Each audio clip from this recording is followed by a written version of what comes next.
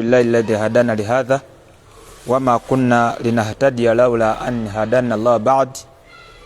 bamemba baffe mwenna abatugoberera ku mutugwa ffe gwa Rawda Islamic Media Uganda wamu n'emikutu gyaffe gyonna egitambuza eddiini w'ekitiibwa Allah, tusaba Allah jalla jalaaluhu agiteeke mubaraka, Allahumma amin.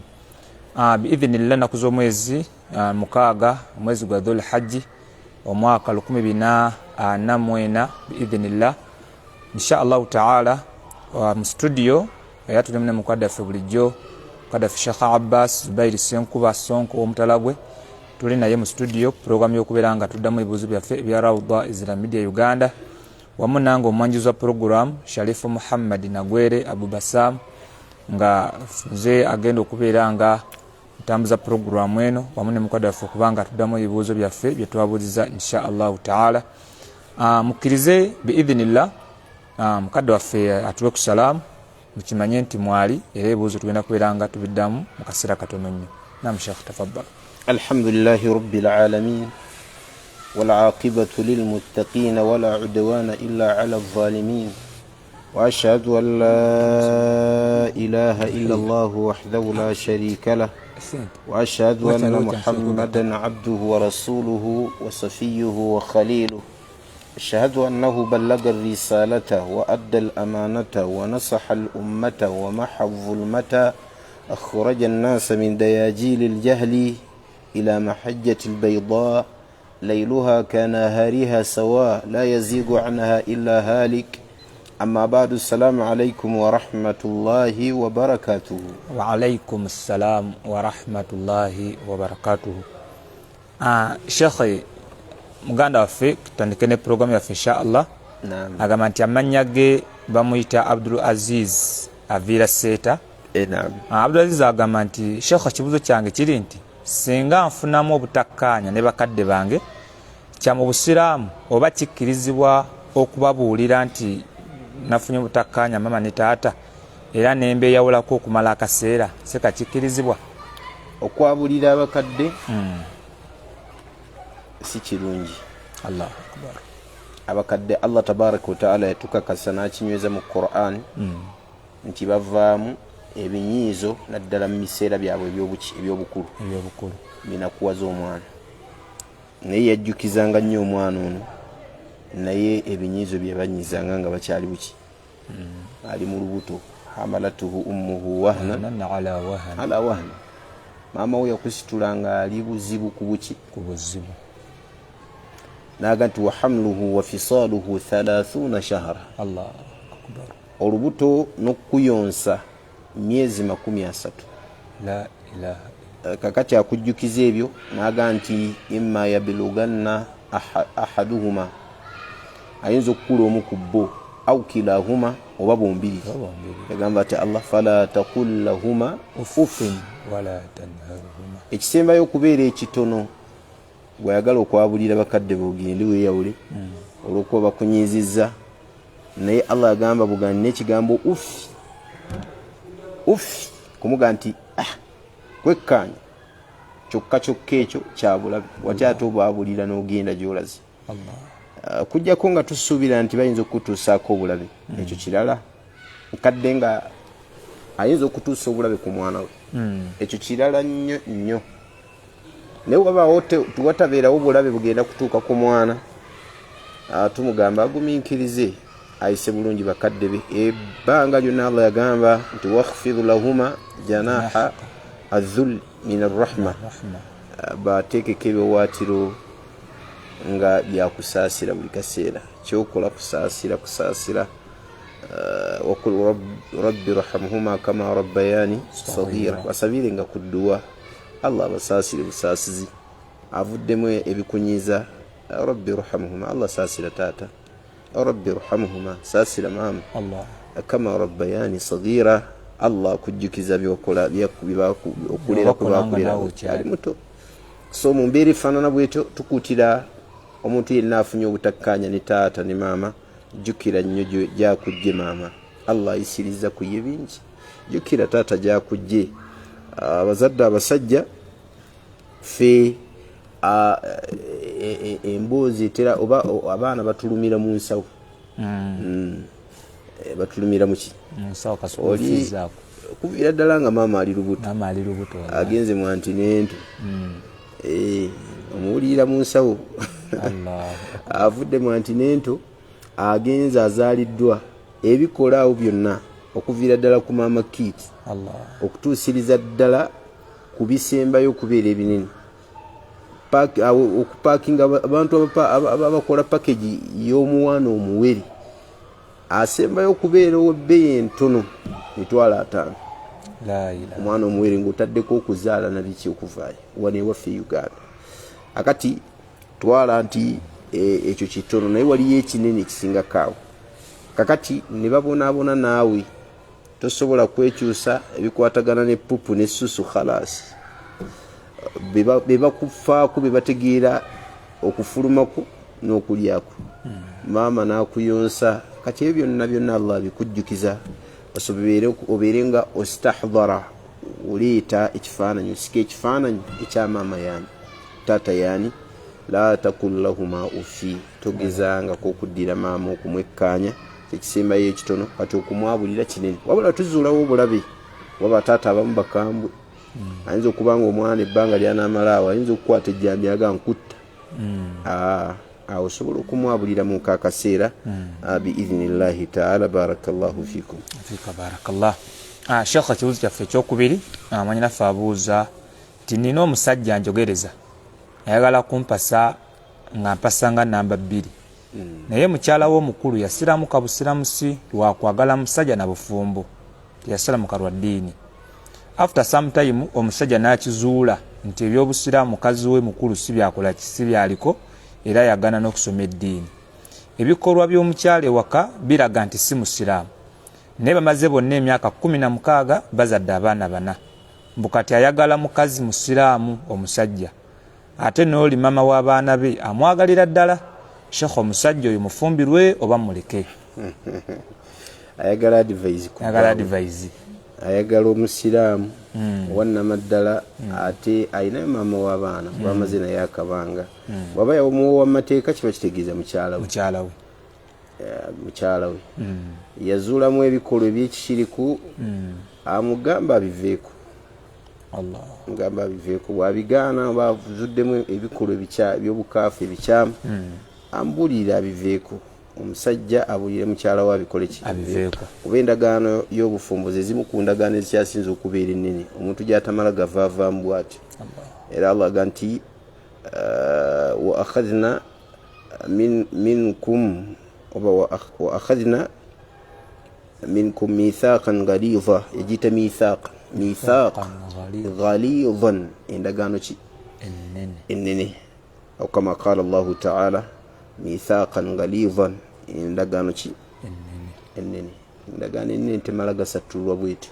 So tetusobola kuwaliza musajja kuta mukyala we bingi bibagatta myaka 17 azadde abaana bangi azadde abaana bangi kati mu mbeera efaanana bwe tugamba twala obuvunaanyizibwa okulaba nga taata maama w'abaana ono omukwata bulungi olabe bwaba asobodde okudda khayiri naye bigaanira ddala tekyaligwaniddemu mushiriku na musiraamu kwebikka mu kikunta kitya kimu. Barakallahu fikum. Ensonga eyokubiri onagamba nti tumuwa amagezi amufumbirwe oba bw'obanga omusiime mufumbirwe. Okufumbirwa kuli kusiima kwa muntu bw'omusiima mukole ki fumbirwe tumusiimako kiyenga omusajja diinuhu wa khuluquhu eddiini inaki nabbi yagamba sallallahu alaihi wasallam idha ja'akum man tardawna anhu diinahu wa khuluquhu fazawwijuhu akujjira ng'osiimye eddiini n'empisa ze muwo mukyala agende. Barakallahu fikum, jazakumullahu khair. Amin Allah. Shekhe, ufunze tusewa akalango kaffe baganda baffe batufawenga ku Rawda Azira Media Uganda tuwongera okubategeeza nti okusala dhuhiya programu ekyagenda mu maaso era ng'ennaku zikyaliwo nga nente ekyabulirako ddala abantu insha Allah. Ayandegadde okufuna chance y'okwegatta ku kusala ente chance ekyaliwo era tukutegeeza nti ente 3 zawedde. Allahu akbar. Musaba Allah atikemu baraka teza nti wakyaliwo akakisa baganda baffe abakyagala okubanga beegatta ku Rawda okubanga musalamu wenna akasente twaga emitwalo 25 gyokka insha Allahu ta'ala. Omulego gukyali muggule era nga bategezaako nti yiddi eno biidhinillah bagenda kusalira ntaawo ku Masjid Nuuru insha Allahu taala, bagenda okusalira yiddi nga Rawda Zira Media, era bagenda okusalira ente zaffe zetuze tusonda ebbanga lyonna. Tubasaba insha Allah mbere bagumiikiriza ku byonna ebinaabaawo, Rawda mugiwe obwesigwe biidhinillah ejja kubeera nga etuukiriza. Kwoba osinika ssente yenna akyalinawo kacyansi k'okubeera nga wandyagadde okusala, enamba ya Airtel eri 07 42 94 99 ne 96, then MTN 07 62 06 05 15. Sinika kasente wegatte ku bantu ate abanasala omwaka guno insha Allahu taala, nenga yidi yantaawo ku Masjid Nuuru insha Allah, era gye tugenda okukolera omukolo gw'okusala nga yidi yakagwa insha Allahu taala. Fabarakallahu fikum wa jazakumullahu khaira.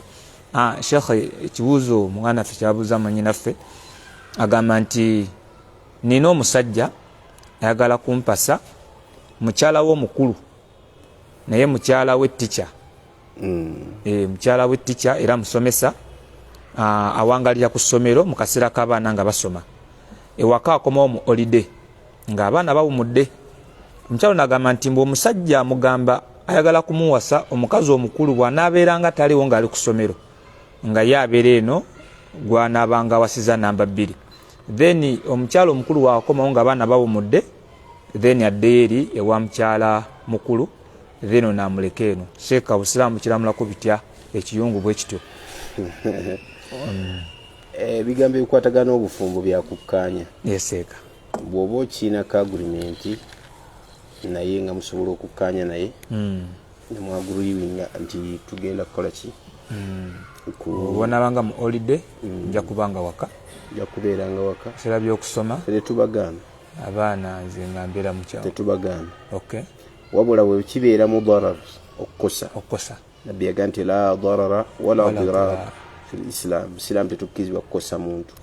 Kati gwe kitunuuliro kiba kikukosa toyingira mu ndagaani, bwe kiba tekikukose giyingiremu, era giyingiremu ng'omanyi repercussions ezigenda okukola ki, okuvaamu. Barakallahu fikum, jazakumullahu khair. Amin, Allah ya rabbi. Sheikh, mwannyinaffe abuuza nti umula ne hijja kyeki era bikolebwa bitya? Al-umratu kitegeezaamu okulambula ennyumba ya Allah tabaraka wa taala fi a'maali al-insani kulliha, ekibeerawo mu buwangazi bw'omuntu bwonna ekirina budde bugeri. Ekikola myezi gya hijja n'egitali, ekikola Januari paka Disemba. Ate hijja mikolo gya kulambula ennyumba ya Allah tabaraka wa taala gimanyikiddwa nga gibeerawo mu myezi gya hijja egimanyikiddwa. Allah agamba nti alhajju ashhuru ma'lumat, kyebayita hijja eyina emyezi gyayo emiki emigere egimanyikiddwa. Faman farada fihinna alhajja, aleeta nniya ey'okukola hijja mu myezi egyo, fala rafatha wala fusuqa wala jidaala fi lhajji, tateekeddwa kukoleramu buseegu bwonoonefu yadde okuwakana mu mikolo gyaki gya hijja. Wama tafaalu min khairi ya'lamuhu Allah, buli kalungi kemukolera mu myezi egyo Allah bakamanyi. Watazawwadu fa inna khayra zaadi attaqwa, mwesibire entanda ekyasinza okubeera ennungi yeya okubeeranga tutya Allah tabaraka wa taala. Tukola tutya emikolo gya umura kugenda mu mawaqiti ezimanyikiddwa ezaateekebwawo, almakaniya zetutegeeza si zamaniya, ebifo ebyateekebwawo byetumalirira nga Dhulhulaifa, nga mu baviira eri e Madina tuyina Yalamlam ab'e Yamani, Qarnul Manazil kimanyikiddwa ekifo abantu abaviirayo, nabwekityo Dhaatu Irqi n'abantu abava mu Iraq balina gye bayitira basinziira. Kati ebifo bye tusinziiramu bw'okituukamu gwagenda okukola umura ogamba onaabako olunaaba olumanyikiddwa noga nti labbaika umura, n'omalirira nti nyanukudde omulanga guli Ibrahim gwe yakoola gwa kukola umura, n'otandika talbiya okuviira ddala awo ng'omaze okwesumika, omusajja yesumika engoye za hiramu, najja ng'aleeta talbiya labbaik allahumma labbaik labbaik la sharika laka labbaik innal hamda wan ni'mata laka wal mulk la sharika lak.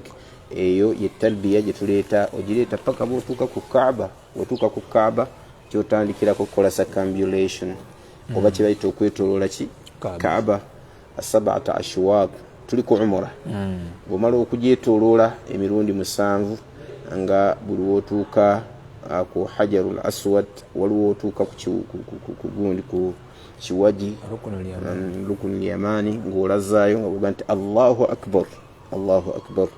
Era wetuuka awo ku jjinja era tulaza ne tubeera nga tusaba ti rabbana atina fid dunya hasana wa fil akhirati hasana wa qina adhaba.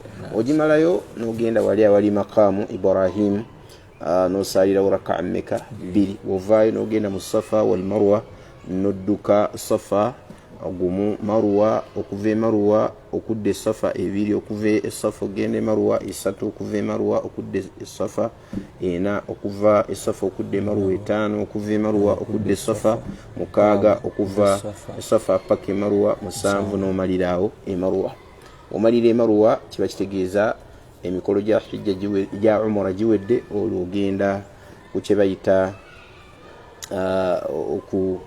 ogenda kusala konvi sajja mukyala akendeezaako mithlul anmila nga bw'olaba olugalo luno bw'akendeezaako kiba kitegeeza emikolo gya umra gikoze eki asobola ogikolera mu ssaawa 2 umra ng'ewedde ssaawa emu 2 umra ng'ekoze eki ewedde. Wabula kisinziira wa gy'amaliridde kubanga okuva mu Dhul Hulayfa eri okutuuka e Makka tutambulirawo kumpi essaawa nga 5 ku ssaawa 6.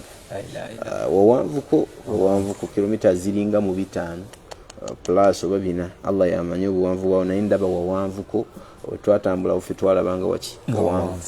Hijja tujja kugiyita mu bufunze. Omuntu agenda okukola hijja naye era atandikira wetutandikira umra.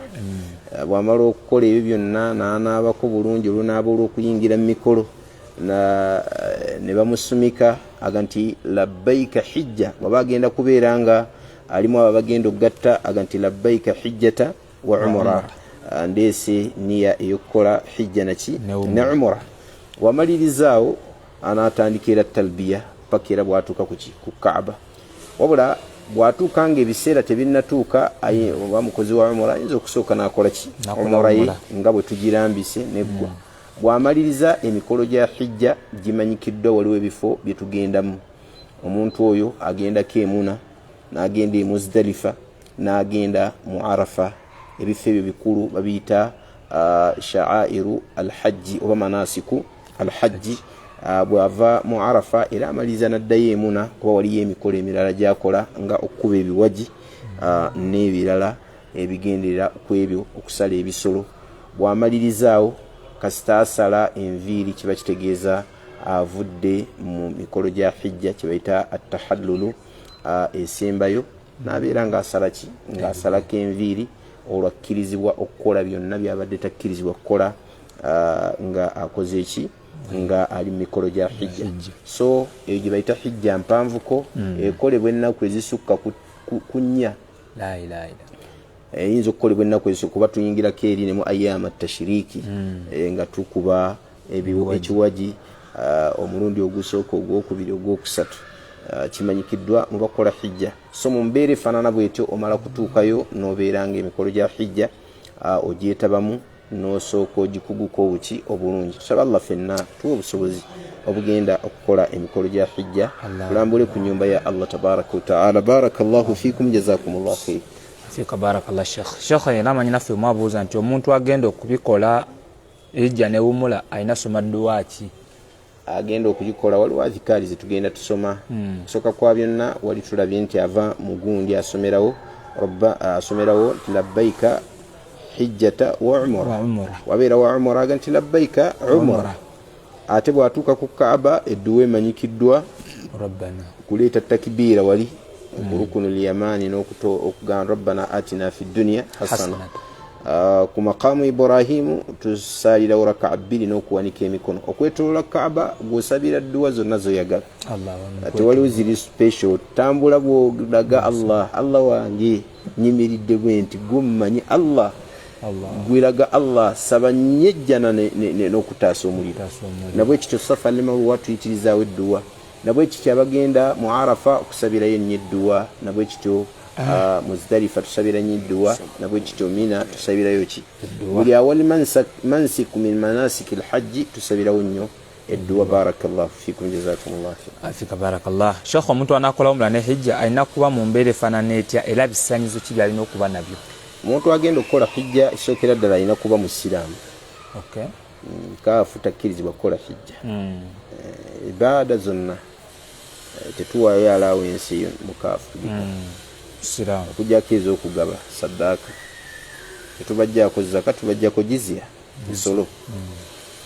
Naye ibaada zonna omuntu alina kuba muki musiraamu. Okay. Nabbi sallallahu alaihi wasallam yaganti wa umirtu an akuna min almuslimin nalagira okubeera muki musiraamu. Qul inna salati wa nusuki wa mahyaya wa mamati lillahi rabbil alamin la sharika la bidhalika umirtu wa ana min almuslimin. Inakuba musiraamu byonna batulagira tubikolera mu dairatu islamiyya. Ekyokubiri alina okubeera nga akola hijja mukallafu ng'akuze. Okay. Amakulu amateeka g'eddiini gamukakatako. Mwana omuto bw'akola hijja tetumugaana wabula bw'akula addamu n'akolayo ekikulu endaalika entuufu. Omuntu agenda okukola hijja alina okubeera ne istitaa ez'emirundi esatu oba ena. Istitaa esookera ddala kuba Nabbi yagamba sallallahu alaihi wasallam wa hajju baitillahi man istataa ilayhi sabila walillahi ala nnasi hajjul baiti. Allah tulalikako okulambula ennyumba ye kwoyo alina obusobozi. Kakati bw'abanga agamba istitaaba wali mbaga nti esobola okubeera ya mirundi esatu oba ena ne katwogereko esatu gino. Waliwo istitaa esookera ddala bagiyita istitaa maliya ey'emmaali ng'ojja kusobola okufuna transport visa biki ebyo passport maliya ebyo byetaagisa taklifa. Ekyokubiri istitaa sihhiya istitaa ya obulwadde health wise ng'oli muki ng'oli clear and clean. Akati istitaa ey'okusatu bagiyita istitaa amniya waliwo obusobozi obwa security. Bayinza okugamba nti anaayita ku bwengula bwa Red Sea waliyo abateze emizinga bajja kukuba mu hijja olaba bwegenda okuddwamu obudobonka. Amniyan bwetuba tutunuulidde mu bikwatagana ne security wise tewali security. So nekibeera nga istitaa ezo esatu zeetaagisa abantu okuzikola ki okuzitunulako ennyo. Barakallahu fikum jazakumullahu khairan. Lukuman طيب. Naam Sheikh, mwanyina fera agamba nti omuntu seeka abakoze omula ne hijja alamulwa atya ate atabikoze naye alamulwa atya? Omuntu akola hijja ne umra afuna ejjana wa Allah tabaraka wa taala era abagondedde Allah n'omubaka we Muhammad sallallahu alaihi wasallam. Kuba Allah yalagira nga ayisiriza kulimirwa Nabbi Muhammad ya ayyuhan nasu inna Allaha amarakum an tahujju ala fahujju. Abange mu abantu Allah balagidde okujja mulambula ennyumba ye mujje mugikole ki kati bw'ogondera ekiragiro kya Allah ofuna empeere wa Allah ajja kuwejjana. Nabbi yagamba sallallahu alaihi wasallam man hajja yenna agenda n'akola hijja walam yaskhabu walam yarufuthu n'atakola bya buseegu n'ateegatta mu nsonga za bufumbo rajaa ka yawmin waladatuhu ummuhu akomawo ng'olunaku maama we yakola ki akula Allah kujjako amazambi. Riwaya ndaga nti wal hajjul mabruru oba wa hajju mabruru ne hijja Allah jakkiriza al maqbulu mabruru bimaana maqbulu laysa lahu jazaa tena mpeera illa al janna. Kujjako Allah kuwa bujjana guboli ndidde jjana kibeera nga hijja nkulu nnyo. Mu birala Allah byakuwa ng'omuntu okoze hijja oba umra ng'obiddiringanya olwo hadithi kubadaba mbalaba nti nafu abalabaga nti etuuka ku ddaala lya Hasan egantabiu baina alhajji wal umra mugobereze wakati wa hijja ne umra fa innahuma yanfiyani alfaqr zisangula ku bantu obwavu kama yunfi alma anna ngabula amazzi gazikiza omuliro bwezityo hijja bwezikola ki wezikiza obwavu nobeeranga ebbanga lyomalanga ozigoberiza. So Allah atukuumireko embeera etali yakuwankawanka, atugabirire ebitumala ya Rabbi. Kakati omuntu atabikoze akola atya? Omuntu nga takoze hijja ng'alina obusobozi, oba olina obusobozi n'otakola hijja, Allah agenda kukubonereza. Okujemera etteeka empagi ey'okutaano mu Busiraamu ey'okukola ki? Ey'okukola hijja. Twewale nnyo okujemera Allah tabaraka wa ta'ala. Barakallahu fikum, jazakumullahu khair. Afika barakallah. Sheikh manyi nafa abuuza nti nina omusajja yanzalamu omwana w'obwenzi, mwana wa bwenzi, naye omusajja oyo tutera okwogera naye ku video call, seka kiri haramu? Ekyokubiri, nawe omulala era gwe twefunira naye ku WhatsApp, Facebook era naye anjogereza, byonna biramulwa bitya? Bw'ozaala omwana wa haramu kiba kitegeeza omwana wa bwenzi, kiba kitegeeza wayenda zambi ano gwoyenze kebeera malaaya. Allahu akbar. Malaaya tukizibwa okwogera ne malaaya nga ate tumanyi byatukolako emabega eri tebyali bagasekawuka kaali kakulumye okalaba okakola ki? Okadduka katugamba akawuka kakulumako n'olaba ebyavaamu, kayinza okuddamu ne kakola ki? Kakuluma. Okakananga ozaddeyo omwana omulala waki? Ate era ow'obwenzi. Keewala akawuka ako tugasemberera, tukasemberera. Tusaba Allah akutaase ya Rabbi. Bw'abanga yasobola luli era mwatandikira mu kwogerera byaliwo ebyo, genda okugira bwoti ng'ozadde mwana haramu, mwana waladu zina, mwana wa bwenzi. Asa Allah akusonyiwe, nafe atusonyiwe, n'abasigadde abasonyiwe, bwe tubeerako ne byetusobya mu mbeera efaanana bwetyo. Nesa Allah akusonyiwe, kola tawba eri Allah tabaraka wa ta'ala. Kakati tosemberera muntu oyo kujjako ng'akkiriza n'akuwoowa mu mateeka g'eddiini. Akwogereza mugamba akola ate bituufu. Omuntu bw'akola tawba mu zambi tekinyuma ate kudda mu mazambi gafaanana bwe gatyo, kutereeza. Qala Allahu ta'ala, ya ayyuha alladhina amanu tubu ila Allahi tawbata nasuha.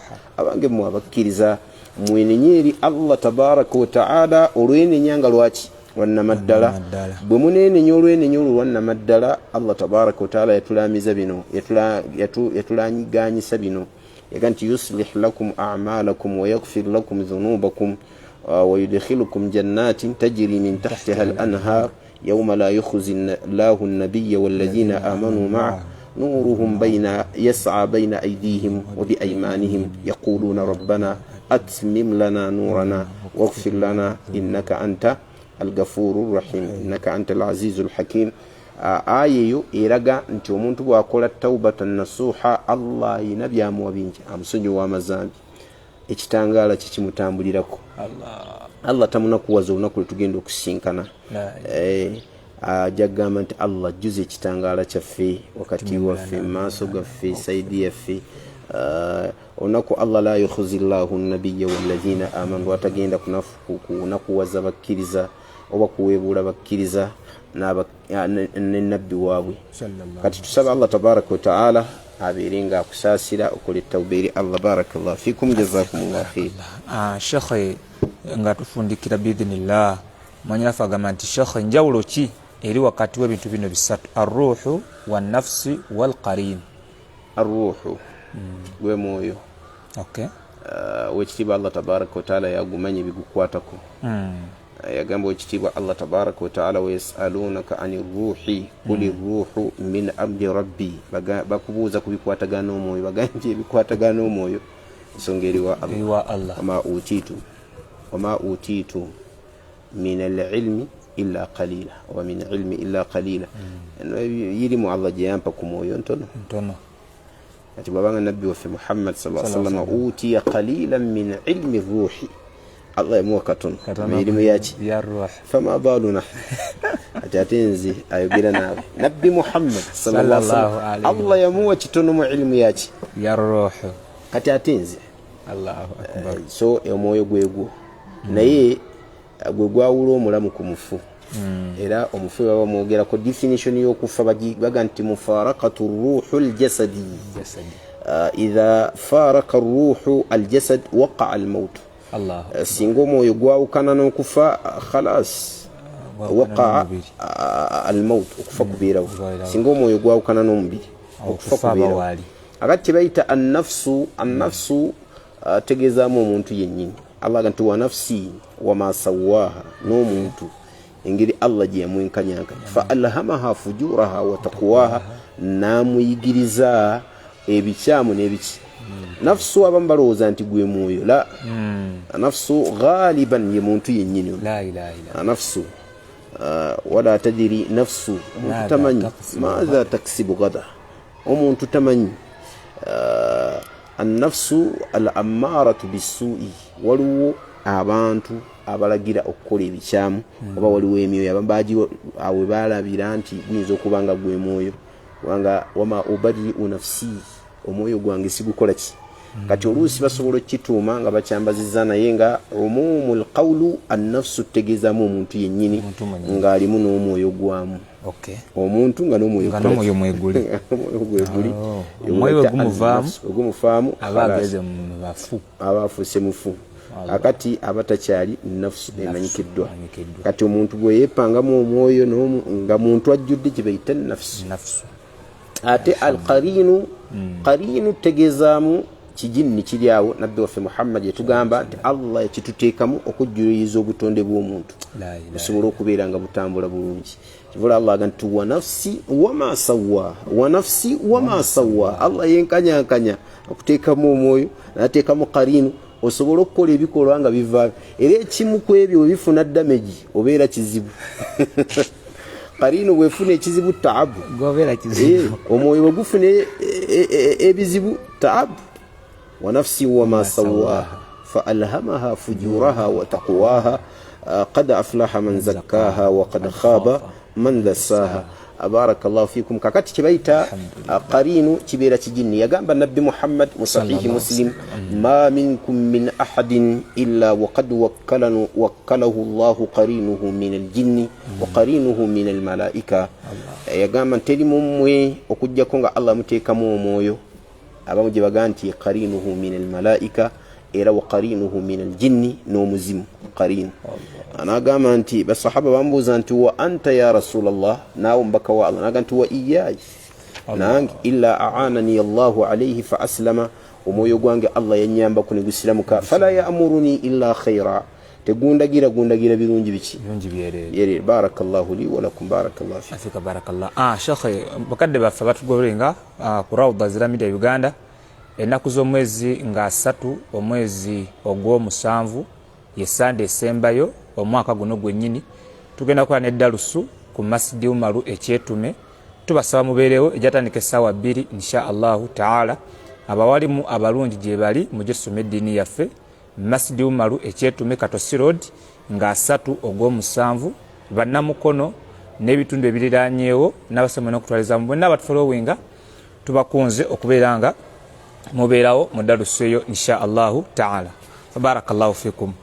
Shekhe muganda waffe abuuza agamba nti njagala kumanya ku muti guyitibwa shajaratul khulud au shajaratul khuludi. Shajaratul khuldi bangi mawali mbaga nti gwe muti Allah gwe yasinzirako okugoba taata waffe Adam Allah ni maama waffe ni shaytaani mu jana kubanga shaytaani bwetu bwe yagulambika. Suratul A'raf Allah ganti fawaswasa lahum ash-shaytanu sitani yababuzabuzani Adam yukire eri emabega. Allah ganti wa idh qala rabbuka lil malaikati isjudu li adam wa idh qulna lil malaikati isjudu li adama fasajadu illa iblisa aba wastakbara wa kana min al kafirin wa qulna ya adamu uskunu anta wa zawjuka al janna. Twagamba Adamu mubeere mu jjana ne mukyalawe yamuyita mukyalawe Allah anta wa zawjuka al janna wa kula minha ragadan haythu shi'tum mulye mweyagale nga bwe mwagala naye wala taqraba hadhihi shajara guno omuti temugukwatako. Kati sitaani bwe yajja ng'eraba waliwo omuti gwe batalya Allah ganti fawaswasa lahum ash-shaytaanu sitaani yababuzaabuza ku ggwo liyubdiya lahuma ma wuriya anhuma esobola okubalaga mu bye bakwese min sawatihima mu bwerere bwabwe bye babisi okulya omuti kwe kwali kuviirako abantu okukola ki okubikkula obweriri kutegeera nti kati ndi bweriri la hawla waqala ma nahakuma rabbukuma an hadhihi shajara oga nti Allah teyabaziiza wano wava shajaratul khuld abamu ensonga lwaki bagamba ma nahakuma rabbukuma katonda bamwe tabakola ki teyabaziiza muti an hadhihi shajara kulya muti ogwo illa an takuna malakaini kujja kayagala mubeere bamalayika Allahu akbar walillahi alhamdu au takuna min alkhalidin au takuna min alkhalidin oba Allah yagala mubeere nga mugenda kubeera abambaga nti okuvaawo min alkhalidin summiya bishajarati alkhuldi ensonga lwaki bagituuma shajaratu alkhuld bagamba nti abalala nti shajaratu alkhuld shajaratu maarufa inda ahli aliraqiyin umanyikiddwa eri abaki abantu beiraka guli qaribu min nahri dajla kumpi n'omugga gwaki gw'eddajira mu bitundu byeyo mu iraka waliyo omugga baguyita naharu dajla kigambibwa nti guli awo kumpi baguyita shajaratu alkhuldi wallahu ta'ala alam guyinza okubanga gwe guno gwe baali boogerako mu suratu al-arafi saba Allah tabaraka wa ta'ala atebese ekituufu Allahumma amin Sheikh barakallahu fika Allah yubarik fik Sheikh agamba nti bwe tuba tusaala imamu agamba nti imamu n'agamba nti ghayril maghdubi alayhim waladdallin Sheikh abuuza nti naffe tugendere kumuna imamu nti amin oba imamu asooke naffe tumugoberere okwogera amin amin eriko ebigambo by'abawali mu bingi hadithi esooka eraga nti nabbi waffe Muhammad sallallahu alaihi wasallam yatulaga nti imamu bwaga nti waladdallin fenna tugamba amin nga ne imamu mwali wamu yagamba nti innama ju'ila al-imamu liyutamma bihi fa idha kabbara fakabbiru wala tukabbiru hatta yukabbira imamu bwabanga yateekeddwawo tulina mugobere waga nti Allahu akbar fenna tugamba Allah wala tukabbiru hatta yukabbira tokkizibwa gamba Allahu akbar okutuusanga amazoga nti Allahu akbar wa idha qala wala ddallin faqulu amin waga nti wala ddallin mwenna mugati amin fa innahu man wafaqa ta'minuhu ta'min al-malaika yenna singa ta'minu ye ekwatagana amina ye ekwatagana ya malaika ghufira lahu ma taqaddama min dhanbihi Allah kusonyiwe byayita maki mazambi hadithi yokubiri yaga nti wa idha qala wala ddallin amin faqulu amin la ilaha illa Allah imamu aga nti wala ddallin nagamba amin faqulu amin namwe mugambe ki amin nalyoka ayongerako ebyo abangi bawali mbalaba nti amina yaffe ina kutambulira wamu lwaliwo eri yasoosi neya imaamu nezaffe zonna sobola okuwafako eyani ey'abamalayika so imamu bwaga nti wala ddallin imamu agambe amina mu kiseera kyekimu naffe tugamba amin mu kiseera ekyo tugendera kumu naye amina eyo kyekimu ku binyiiza abayudaaya teriyo ما حاسدتكم اليهود مثل ما حاسدتكم في قولكم آمين وراء الإمام abayudaaya tebabafunangako nugu nga bwe mugamba amin emabega wa imam Allah enugu ebaluma waliwo riwaya yajjanga eraga ekyo Allah yamanyi siha yayo naye nga eraga ma hasadatkum alyahudu abayudaaya tebabafunangako nugu nansaalwa kama hasadatkum nga bwe babafunako enugu n'ensaalwa fi qawlikum amin ku kigambo kyemuga nti amin wara al imam so imam bwaga nti amin wala ddallin naawe gamba amin kubanga kyekyo nabbi kyatukola kyatulagira barakallahu fikum jazakallahu ashoka ndoze kisembayo agambye nti imamu atusaaza nti shekhe imamu atusaaza bwemba mumanyi nti musajja mushiriku era nga akola ebyobushiriku ewakawe ayinza okuba alina essabo n'ebintuntu nzikirizibwa okusigala nga nkyamugoberera mu swala era bwendekerawo okusaala eswala ya jjuma ng'omusajja namulwa ntya oba omusajja oyo mushiriku okusooka kwa byonna tetukkirizibwa kulonda imaamu nga mushiriku ate yakulembera baki omushiriku abeera mukaafu ekyokubiri tunabba abaganda baffe abasiraamu bwe bawuliranga amawulire bagezeeko okubeera nga an yuthabbitu al-khabara babeere nga banyweza amawulire. Allah agamba nti in ja'akum fasiqun binaba'in fatathabbatu fatabayyanu an tusibu qauman bijahala. Singa omuntu akugira n'amawulire gonna sooka ogakoleko analysis. Allahu akbar. An tusibu qauman bijahala ojja kuyita imaamu mushiriku nga si mushiriku. Fa tusbihu ala ma fa'altum nadimin. Waliwo gwe baatuleeteraawo nga batugamba nti mushiriku n'essabo liriri naye nga naawe olirengera nti ssabo naye nga wallahi si ssabo. Allahu akbar. Kakati seeka waffe omu yannyumiriza yaga nti ye yagandi nze ni musajja mukulu baŋŋambye ni mushiriku ono mukulu munnanga ate anaŋŋamba ki ng'amutuuza nga ndi waayi baŋŋambye nti tetukkirizibwa kujjawo okusomerayo edduwa, tetukkirizibwa wo okujjayo kukolerayo kintu kyonna mukolo gwonna, oli mushiriku era olina n'essabo liriri. La ilaha illa. Omusajja yagamba nti tewali buzibu kamba twaleyo eri essabo. N'akwata seeka n'amutwalayo. Kino kye tuyita tathabbutu al-khabar, okusooka okunyweza amawulire nga tonnaba kutuusa ku muntu bulabe. Kuba abantu bangi batuusiddwako obulabe nga tetunnanyweza mawulire.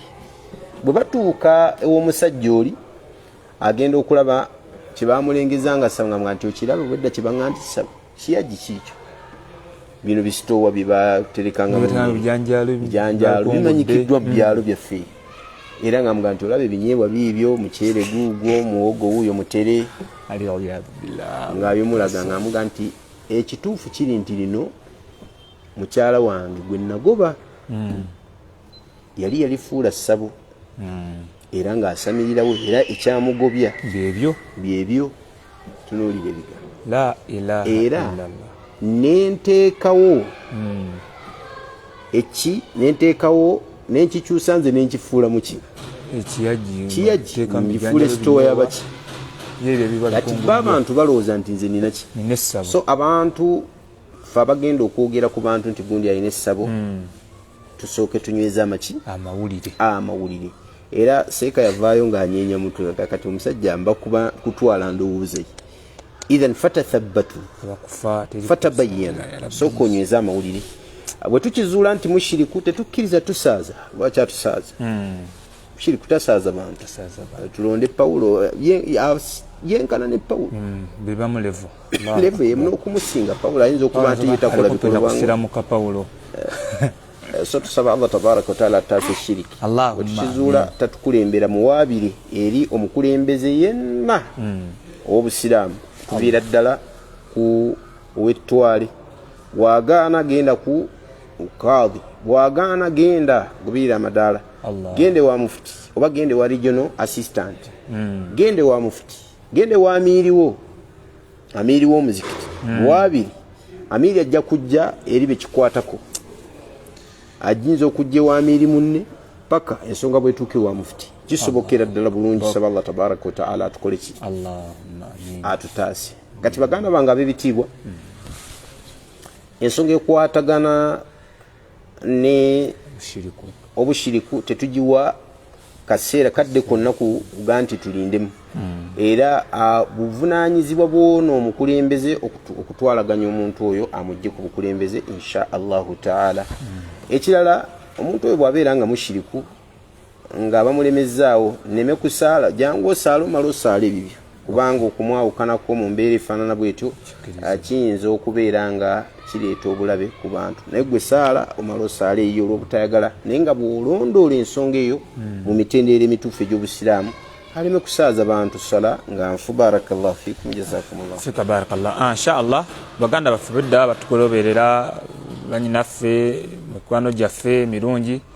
Insha Allah taala tubakowoola mwenna okujja ku hafula okutikkira abayizi baffe abamukono Islamic Institute mu Kigombya ewa mukadde waffe mwenyini mudirul madarasa Sheikh Abbas Zubairi Senkuba Sonko omutalagwe. Insha Allah taala enaku z'omwezi nga 2 omwezi ogwa August, enaku z'omwezi nga 2 ja kuba mwezi gwa 8 omwaka 2023 tubakoola mwenna okuva mu puyizensi bannange Uganda mujje insha Allah taala mubeerewo nga tutikira abaana baffe amazeko okuviradira ku P7 level paka ku senior 6 ey'Oluwalabu insha Allah taala. Mujje tubakoola mwenna bamikwano okubeera nga mutwegattako ku matikira g'abaana baffe ennaku z'omwezi nga 2 omwezi ogw'omunaana omwaka 2023 insha Allah taala. Tunasanyuka nnyo nga muzze, tusaba Allah washitiibwa ffenna tumalire era ateeke mbadwe bayagala. Allahumma amin. Fabarakallahu fikum wa jazakumullahu khaira fi dunya wal akhirah. Allah yabarak.